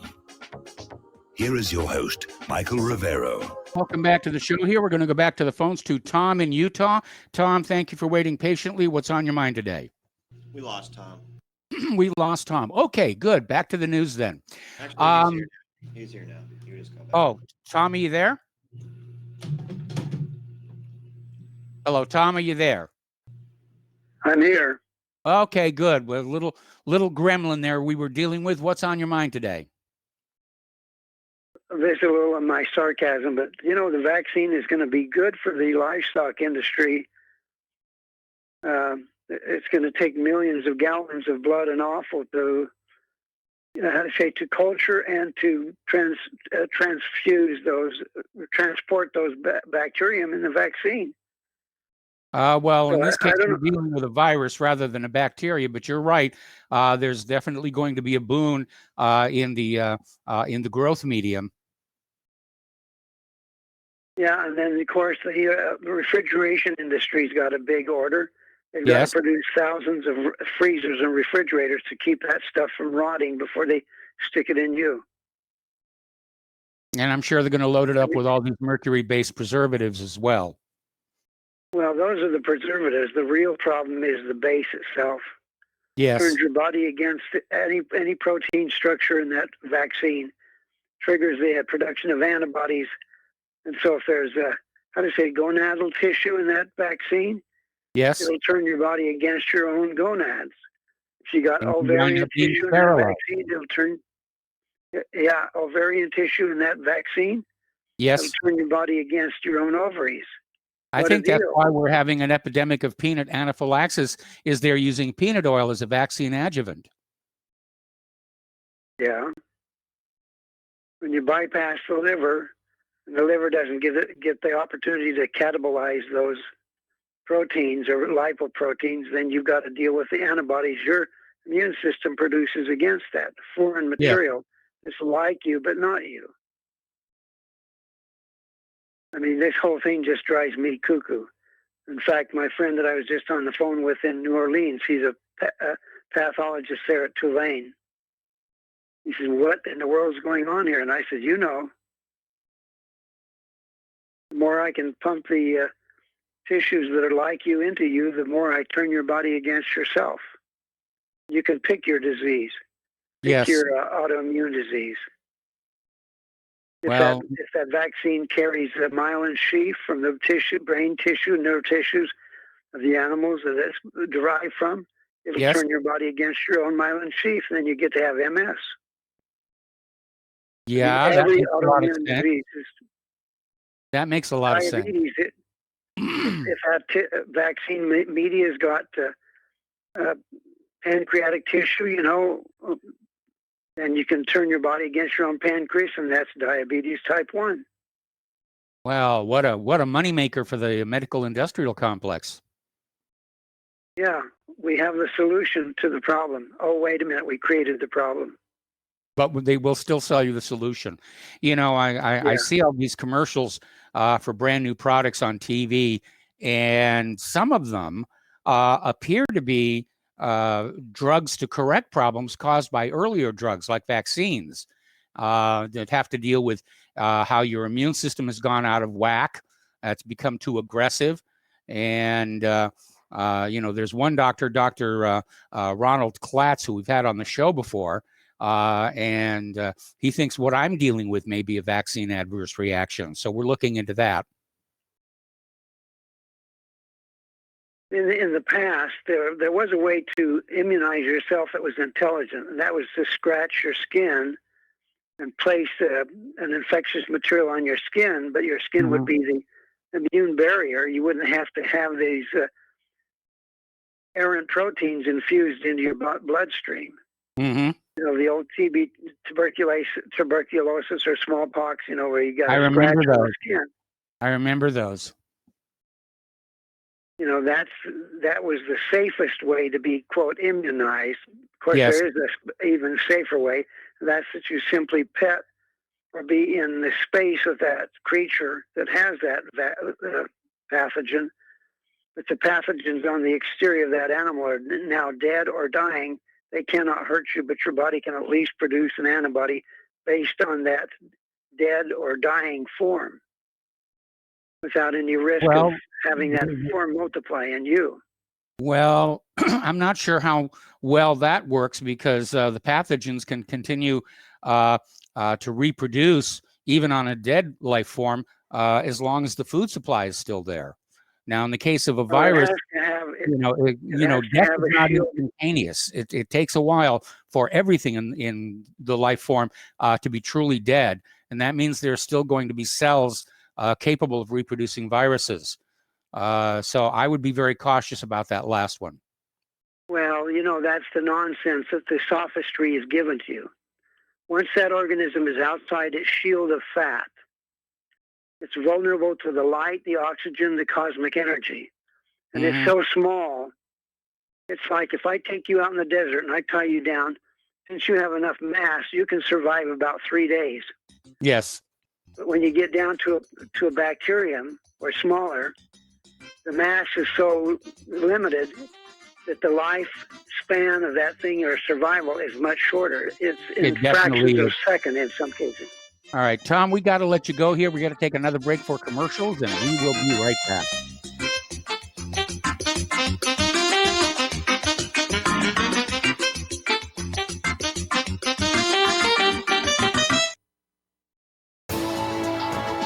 You are tuned in to the Republic Broadcasting Network.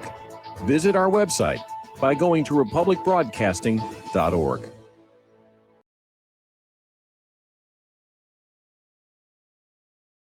Extend your life with Extendovite. Extendovite really works. Here are some reviews from Amazon.com. John Hess, 5 out of 5 stars. Awesome. Probably my only review, but at age 40, I was getting bad heartthrob and left arm pain, mainly before bed. I even stopped smoking and drinking sodas for a month, and that didn't work. After 1 day of taking Extendovite, it was gone and hasn't returned in 3 years. I've ordered Extendovite 13 times, so Amazon just said. Juliet Hordick. I've ordered this product before in liquid form. It is fantastic. My whole family's been on it. To order, call 1-877-928-8822. That's 1-877-928-8822, or visit our website at heartdrop.com. Extend your life with Extendovite. Is your property a financial burden and causing you grief? Have you tried to sell but can't find buyers? Or are you just too busy to sell your property? Don't worry, we have the right solution for you. We buy properties as is, with cash, close in 30 days, and pay all closing costs. Our service is ideal for property owners who are in pre-foreclosure, have high-end repair costs, experiencing financial hardship, going through costly divorces, are relocating, need cash for retirement, suffering family loss, or have tax liens. Whatever your situation may be, we can help you sell your property and get the money you need. If you own a single-family home or multiple family units, call us for a free consultation at 888-910-1037.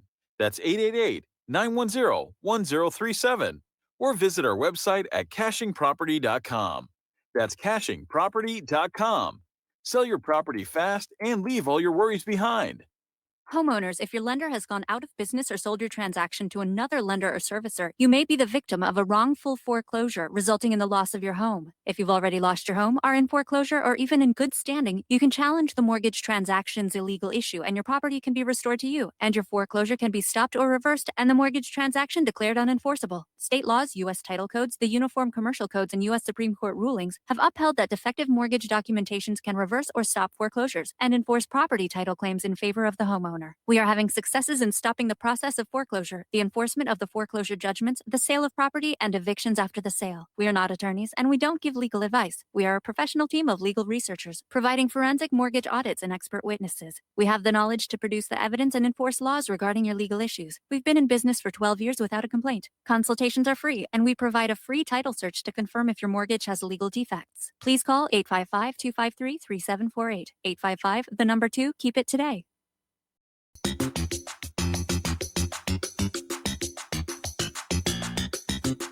Welcome to What Really Happened Radio. Visit us online at whatreallyhappened.com. And now, set your eyes on the future and let's consider what really happened. Welcome back to our show here. We got another caller on the line, Al in Canada. Hello, Al. Welcome to the show. What's on your mind today?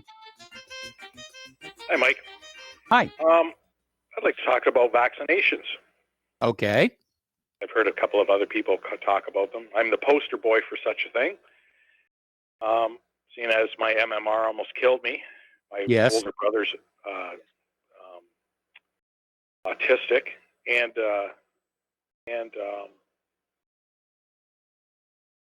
what's that?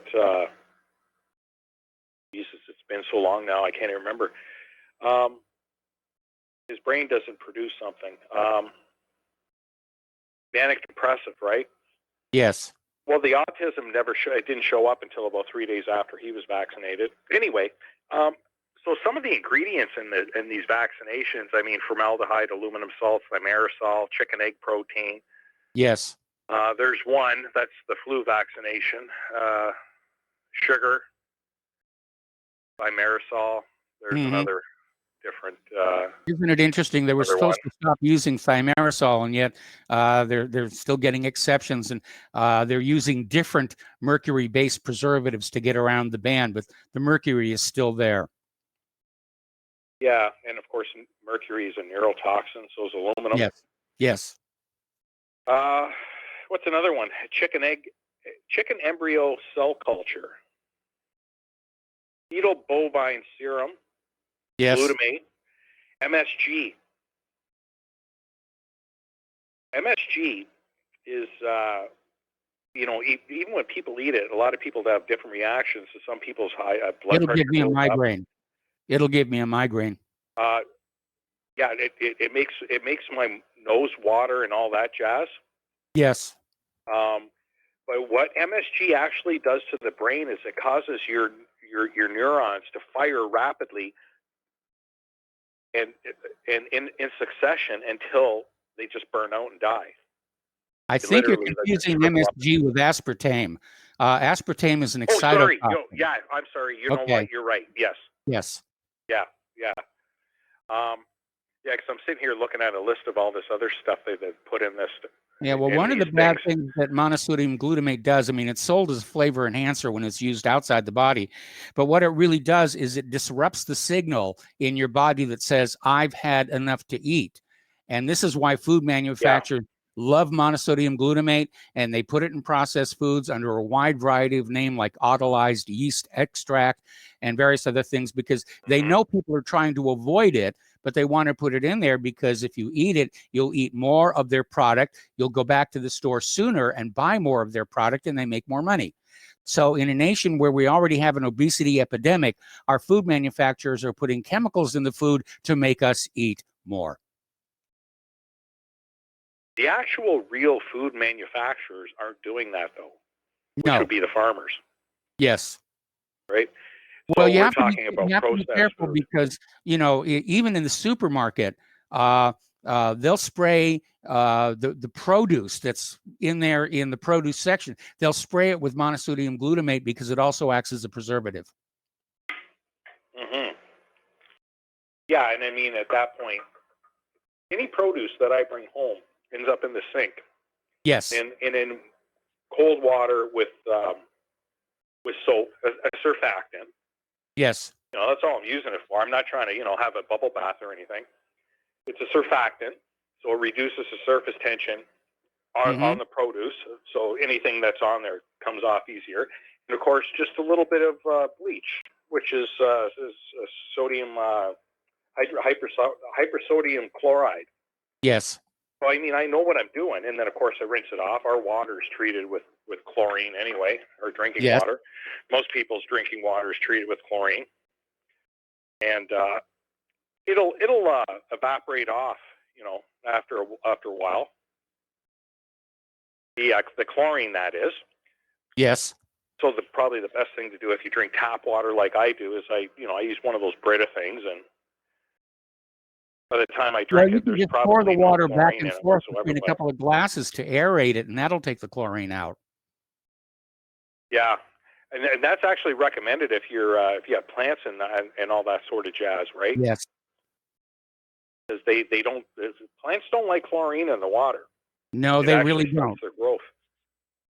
No, so all this stuff. I mean, I'm not trying to scare anybody, and I'm not trying to say I'm down with vaccinations. I'm just saying that pharmaceutical companies really don't care about a person's health. They care about what's inside their pocketbook. And the Pharmaceutical easier they companies, can get to that, the whole medical industrial complex wants you to be sick. Their business model needs you to be chronically ill so that they can continue to sell you treatments. yeah. And of course, let's go back to 1971 when hospitalization and the whole medical industry in the United States used to be nonprofit. Yes. I actually should say that Nixon thing that he did a lot of bad the stuff Health in Maintenance 71. Organization Act, which he did for his Yes, friends over at Kaiser. Yeah, and even up here in Canada, I mean, we have socialized medicine. It's okay. It's not great. There are long waiting lists, and of course, right now people are dying because they can't have certain operations or the treatment that they want to, that they should have. And of course, when they die, it's going to be for coronavirus, right? COVID-19. Yeah, It's not going to be actually what they died from. So you get into this nonsense, and it's all big one cover-up. What it is. Yes. They're in so deep. They're in for a penny, so now they're in for a pound. They can't backtrack. And it's sad. Yes. It's really sad. And like people my age, and I'm not quite as old as you are, but we don't really tend to suffer from this as much. But the kids, they're going to suffer, and they're suffering. And it's not just this nonsense here. I mean, it's education and everything else. Like Layla was saying, they just want, I mean, this has been going on for generations now. They just want, these useless idiots or useful idiots. Like George Carlin said, they're just smart enough to pull the levers, but they're not smart enough to start asking questions. And that's what's sad, and you can see it in the children. Well, that was the guiding really philosophy of the Carnegie Educational Foundation, where he thought that the non-wealthy should only have enough education to do their jobs and fill out the paperwork, but not trouble their little minds with anything more advanced. Same thing the plantation owners had for their slaves in the Deep South. Don't teach them to read. Don't fill up their head with a bunch of ideas. Just teach them how to do their jobs. Sound familiar, eh? Yep. It's all slavery. I mean, people just there is no color to it. There is no race. There's no gender. There's no religion. 1040 form. Everyone. Yeah, it's right there. Yes. Anyway, Mike, I appreciate your time, and we'll talk to you. We'll talk to you another day. You have a good one. All right. Thanks an awful lot, Al. We're going to switch over to Mary in New York City. Hello, Mary. Welcome to the show. What's on your mind? She dropped. She dropped. All right. Let's switch over to Andy in Texas. Hello, Andy. Welcome to the show. What's on your mind today? Is Andy there? Are you there? There we are. There we are. The gremlins are attacking our phone lines again. What's on your mind? Well, hey, no, listen, you had a young lady call in a little earlier. She was asking about why the flag was missing behind the podiums and stuff at this, whatever you call that thing. The debates, the debacle. It was, yeah. So I'm not saying this is the reason, but we got to remember on March 13th, 2020, they declared a state of emergency and then handed the keys to the country over to FEMA. And that state of emergency wasn't reviewable for 6 months. And here we are in September, that's 6 months. So right around September 11th was the 6 months. And so nobody reviewed it, and we haven't heard anything about it changing. So we're still in a state of emergency and declared it. There's another emergency thing they declared too shortly right after that. But I just thought that might have something to do with it because there's no longer federal government running this thing. It's under the control of FEMA. And I mean, well, the reality is that our country is in several states of emergency, many of them inherited from one president to the next, going back to Franklin Roosevelt. And the presidents love these states of emergencies because it accrues to the Oval Office additional power and authority that normally would rest with the legislature and the judicial. It is interesting, though, Mike, that they did put the Declaration of Independence behind them. And Yeah. they showed those very words that they showed. So, I mean, what was that? Was that subliminal, or did they just goof up? Well, I think somebody just thought it would be cool to have the Declaration of Independence back there and didn't really realize that they had prominently, centered that one comment about the right to alter or abolish a government that's gone wrong. I thought it was great. I was laughing when I saw that. Hey, so I'm going off everything you're saying. I didn't watch the darn thing. I'm actually trying to work myself up to watching it because I'm hearing that it was pretty hilarious if you wanted to watch a comedy show.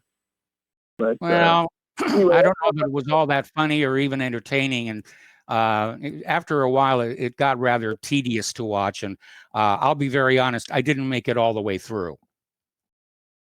well, Mike, this is just the state of our country right now. They got us so dumbed down, and not all of us. I mean, those that call in and listen to RBN, we're not dumbed down that much, but we still are dumbed down. Give yourself a little credit there. But most of these people out here, they're surface people. They're people who just watch the TV, get their stuff from the TV, and they go by what the TV says. And they trust their government. That was, it's the worst. Not as much as they used to. I mean, recent polls are showing trust in the media is, down in the basement. Trust in the government is not far behind. And I think a lot of people don't voice their doubts and their concerns out of a sense of politeness or patriotism. But there's definitely a growing sense of not being able to trust either the corporate media or the government. And at some point, we're going to see it boil over into the light. Which makes to me that they're going to have to either turn this thing up or try to walk it back somehow, because people they're giving us time to wake up. And these people wearing the mask, they're just doing it to get along now. If they have to wear it, they wouldn't wear it. And I don't wear a mask. And I even shake hands to people who aren't wearing masks. Hey, dude, thanks for not wearing a mask. I mean, simple things like that. Just, I don't know. We're in a state of an emergency for real, though, because these people are trying to pull one over on us. And I'll just let it go at that, Mike. You have a great day. All right. Thanks an awful lot. We're going to switch to Tom in Florida. Hello, Tom. Welcome to the show. What's on your mind? Tom in Florida, are you there? Hear me? Now I can hear you. You're on the air. Yeah, good day to you, Mike. Well, listen, Mike, first off, I want to tell you something that's going on with this debate. Back in the old days, they would have had a duel. You remember the Burr case when he shot, was it Hamilton? Yes. Bumbling Biden called Trump a racist. He called him, told him to shut up. He's the president of the United States, tells him to shut up. He's a clown. He's a liar. He's a fool. All this. And if Donald Trump would have said any one word of that, Mike, these liberal swine media would go on in Spain. But since Biden got to call Trump every filthy name in this debate, it's okay. And these young kids are watching the debate. These college kids are like, oh, it's okay to tell the president of the United States to shut up. They've already got T-shirts out on that one. Yes. Well, if that would have happened back in the 1800s, Trump would have had to tell him, let's go have a duel. They would have dueled him out, and Trump would have probably blew him right in shot his brains out. Even you don't have no brains. I don't know what would happen. But getting back to what I really want to talk about, Mike, and is about the debate. You're hearing about one police union will back Biden. Law and order, he wouldn't even mention the word. He couldn't even look you straight up. He had to duck his head down. He was keeping his head drooped down. And he would, when Trump was sitting on law and order, do you think either one of these ABC, CBS, or NBC would even give Donald Trump any kind of credit for that? Nope. No, Mike. No way. It's all conspiracy. And if Trump was smart, he'd have said, you know what, Joe? If I had my way, I'd go back in 1800, I'd take you in a duel. I'd duel it out with you. I'd put you in a duel. Either we're going to both go or one of us is going to go. But, Mike, here's what I also want to bring out. This guy, Mitch, that calls in, he likes to fact check, right? He's a fact checker, right? Okay, Tom, no personal attacks, all right? Okay, but listen, I got a name I like somebody to research. I'm going to do it myself. I just heard this on the news just now, about an hour ago. The lady's name is Kate Bedingfield. She's Joe Biden's deputy communications director. Okay. Yes. They were talking about Brad Parscale Now he's he's in the hospital. They Baker acted him. He's in the Baker Act. The guy that was doing Trump's campaign in 2016. Yes. A little bit this year, but he is having issues with his wife or something.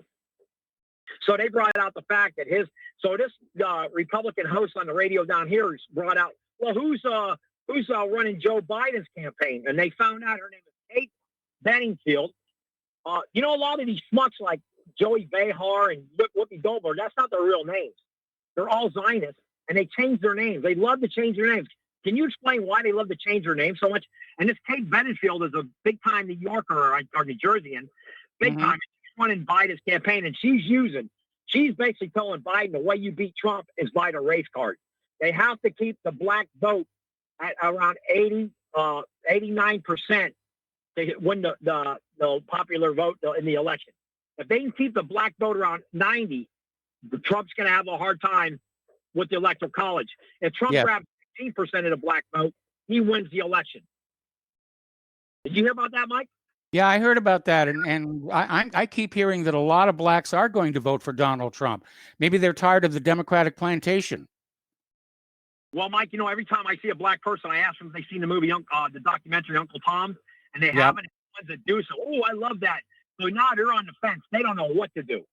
And this Kate Bedingfield, she's a Zon agent, but she's letting it basically out that the Democrats' only way to grab the White House with Biden, with his idiocracies, is getting as many black turnout as they can. Yes. Like remember, Biden was losing his butt off until he got to South Carolina, Mike. And if Pocahontas would have dropped out, Bernie would have got the nomination. Yes. Bernie had the nomination until Pocahontas wouldn't drop out of the race. So they cut it Pocahontas and Biden. All right. Well, Tom, I'm sorry to cut you off. I got to let you go. We got to take a break for commercials. We'll be back with the last segment of our program after these few words.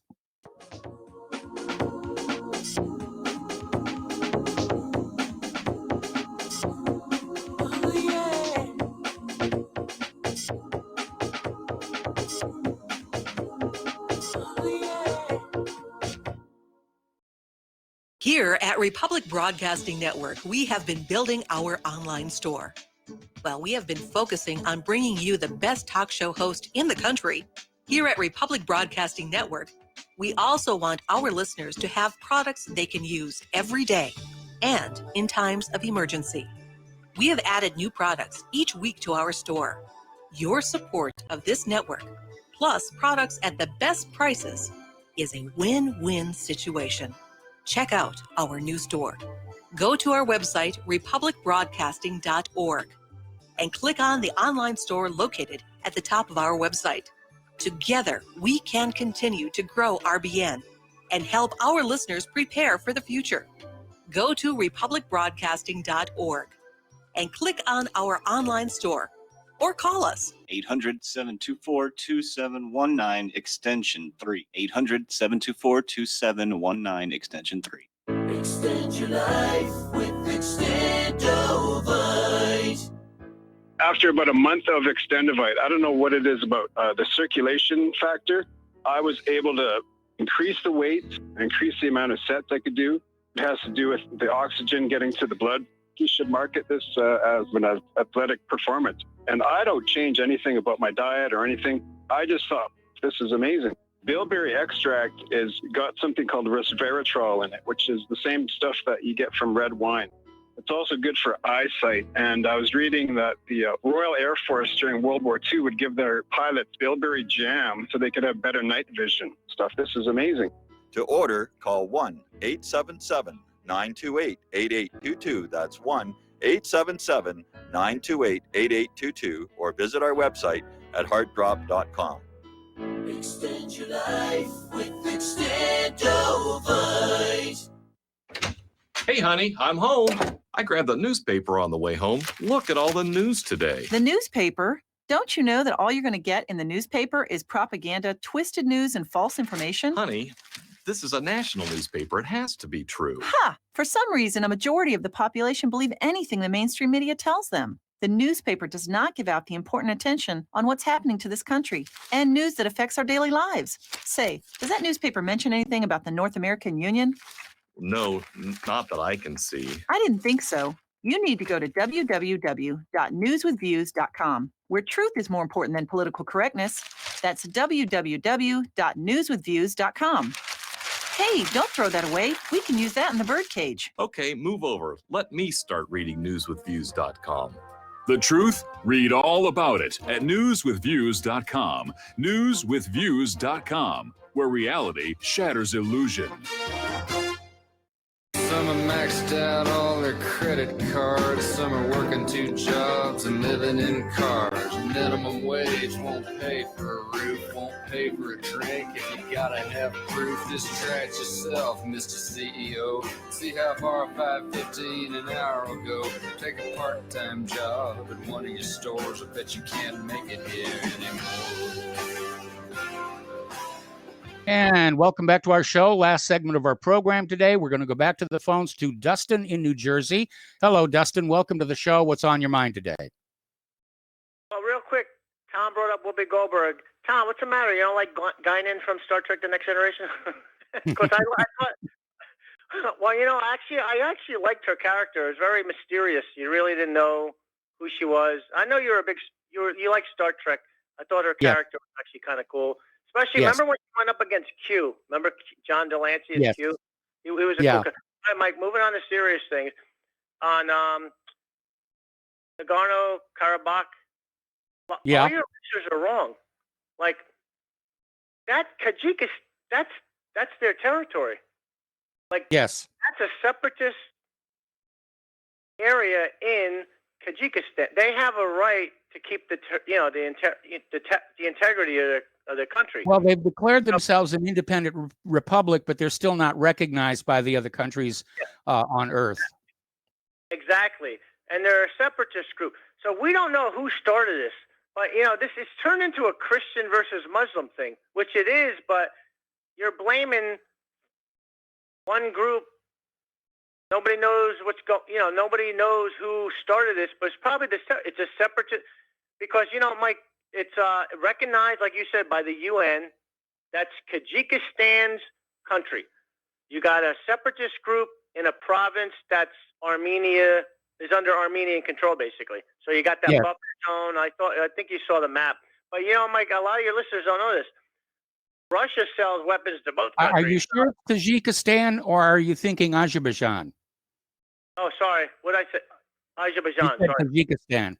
Yeah. I get confused with the Caucasus sometimes. I need a globe back here, but they keep changing the lines on it all the time. Well, you know, Mike, like, Russia sells weapons to both countries, Azerbaijan and Armenia, and they sold weapons to,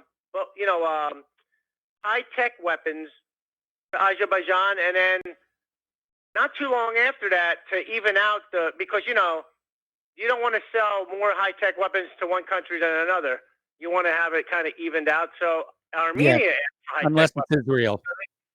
Yeah. Oh, yeah. But Mike, you know, Israel. I don't know if you guys heard of the Hermes. It's like a drone that got shot down the other day, actually. But Mike, you got to check out something called the Harpy. You ever heard of the Harpy? Not sure what the context is. It's a tactical drone that basically flies around and it hits the target. It's a flying missile. It's a suicide drone. It's a something tactical munition, and that's a high tech weapon. I mean, that weapon's actually pretty potent. You know, they have that. They got T-90s. They got MiG-29s. But if you look at all the armament both sides have, it's basically T-72s, T-80s, and there's a lot of misinformation going on. I think you saw that S-300 gets knocked out. I know you're doing this show, but people need to do some information on the region. I'll call in tomorrow. All right, call in tomorrow, and my apology to the callers who did not get on the air today, and I know we had lots of calls today. Please try again tomorrow. Stay tuned for John Stadmiller. I understand he's going to have Steve Elkins on in his second hour, and lots of interesting things to share with you. Please spread the word of Republic Broadcasting. Spread the word of whatreallyhappened.com. Excuse me. Please donate. I need Kleenex, and we'll be back tomorrow. Aloha, America.